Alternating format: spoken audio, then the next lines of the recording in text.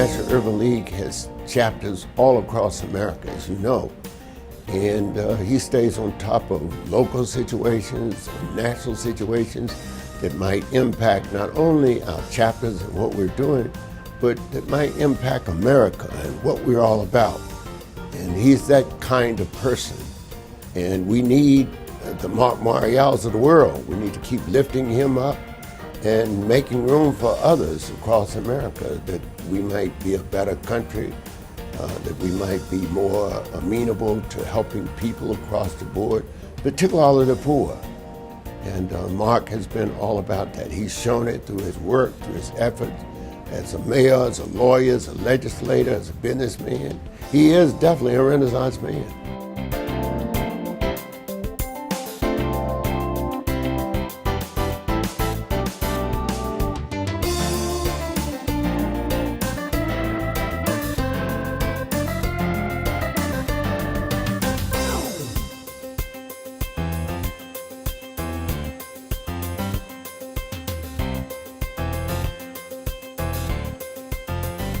She has been a mentor to many people. She's encouraged young people to do the best they could do with their lives, to live up to their highest potential. She certainly has encouraged me, and I appreciate that with my political career.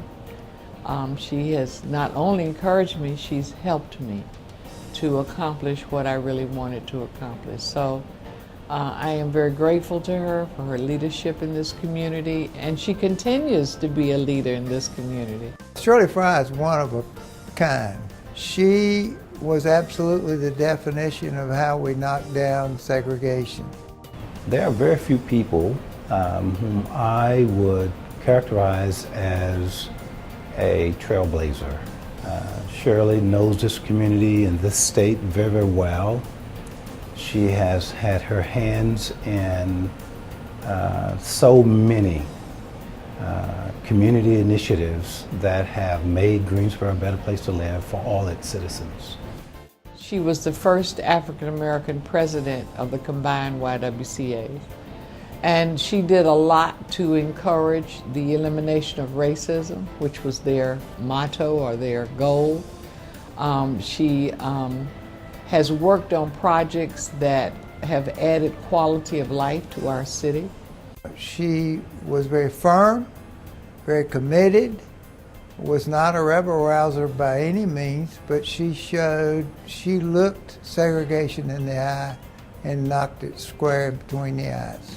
Because she has walked with a variety of folk, from the ordinary persons in our communities to the individuals who are the change makers, that people go to Shirley asking her advice on things that matter most.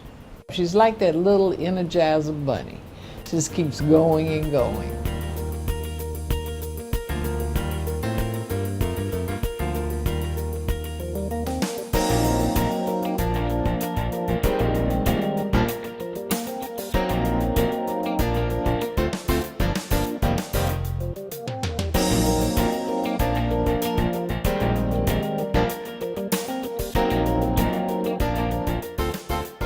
She was a pioneer in her own right, not only as part of the city movement here on February 1st, but also to become one of the first blacks to actually be employed at Pilot Life Insurance Company, and other than a domestic or custodial role.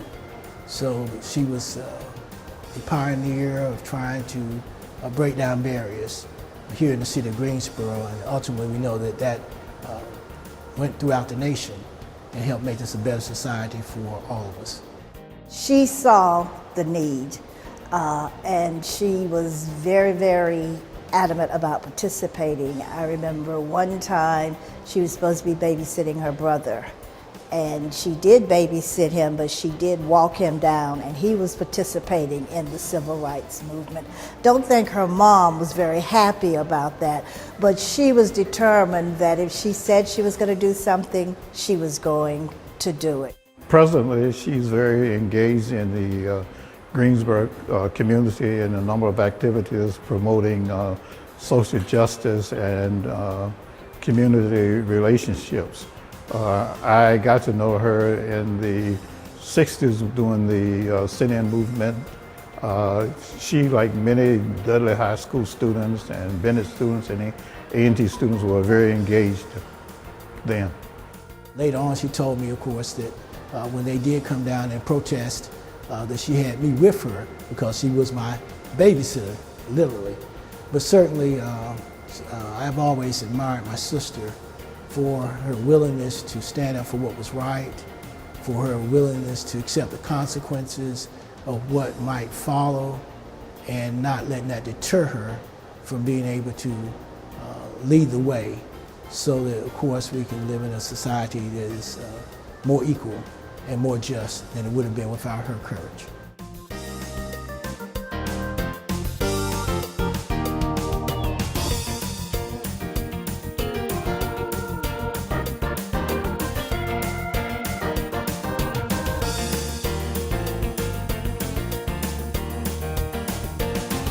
John Mendez fought to establish a police review board to review the conduct of the police.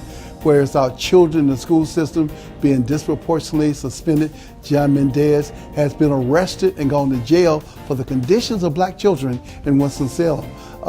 He's been that agitator, that gadfly like they call Dr. King, for us not only in Winston-Salem but throughout North Carolina and throughout the country. John Mendez is more than deserving of being considered in the same vein as a Martin Luther King or Malcolm X. He's been that for us over 30-something years. Several years ago, we had an unfortunate situation with a young man who had been unjustly convicted of a crime. And we all had been working to get him free, and he was almost on the cusp of getting free, but the district attorney was not moving in the right direction. Reverend Mendez called me and asked me to come meet with him and several other religious leaders to talk about how volatile that situation is, and encouraged me to reach out to the district attorney to get the young man released, and I did. I think Reverend Mendez takes the approach of, let's get something done, but let's try to do it in a calm way if we can. So I've just always been impressed with his reasonableness. He's a forceful man, obviously, and when he believes strongly in something, he'll be at it very hard, but he'll also listen and work with you if possible. A great triumph was getting Darryl out of prison and working so assiduously for the Darryl Hunt Project. But of course, tragically, several years ago, Darryl committed suicide. And so Larry and John and I were at the shopping center where he killed himself from midnight to 2 a.m. and we cried together and we prayed together. And so, that's when you are serving the people, whatever the people are going through, you're going through. And so we felt it very deeply and still feel it, these years later. So he's willing to suffer. And Dr. King was the one who said that unmerited suffering is redemptive. And I think, when you really are a leader and an organizer, you have to get that redemptive aspect out of suffering. Reverend Mendez, John Mendez, is a fighter for justice and equality. He's made a huge difference in Winston-Salem and really in the region and in the state of North Carolina. I've known him for a long time, and he's been a great conscience for us in Winston-Salem to remind us about things that we should be doing and things we shouldn't be doing. So I think recognizing him for his work for all these many years is very appropriate. He was involved back in the 60s, 70s, 80s, 90s, 2000, and we're still dealing with those issues, and he's still fighting and leading the way. A little grayer, a lot grayer, we all are, gained weight, but he's still our fighter. And he's a champion for the underdog, for our people. He has been our today's King, Malcolm combined. He's just a phenomenal brother.